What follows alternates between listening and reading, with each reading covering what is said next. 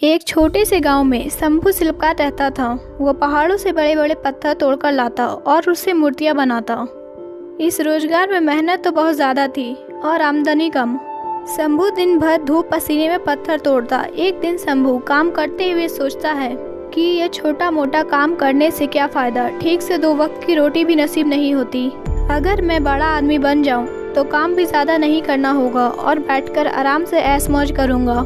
एक दिन शंभू एक ऐसे नेता को देखता है जिसके आगे पीछे हमेशा भीड़ रहती है।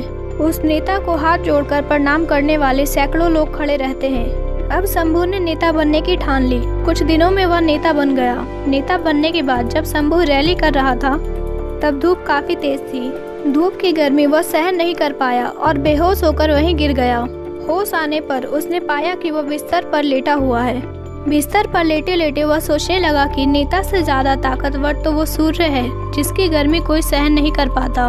शंभू ने अब ये सोच लिया कि अब उसे सूर्य बनना है। कुछ दिनों बाद वह सूर्य भी बन गया। शंभू अब गर्व से चमकता रहता और भीषण गर्मी करता। तभी उसने देखा कि एक किसान अपने खेत में आराम से खेती कर रहा है। उसने गर्मी और बढ़ाई मगर किसान पर कोई फर्क नहीं पड़ा। अब शंभू ने विचार किया कि किसान को गर्मी क्यों नहीं लग रही है, तो उसे मालूम हुआ कि पृथ्वी पर ठंडी ठंडी हवा बह रही है। अब शंभू ने हवा बनने की ठान ली। उसने सोचा हवा बनकर मैं और शक्तिशाली बन जाऊंगा। कुछ दिनों बाद वह हवा भी बन गया। हवा बनकर वो इधर उधर घूमने लगा।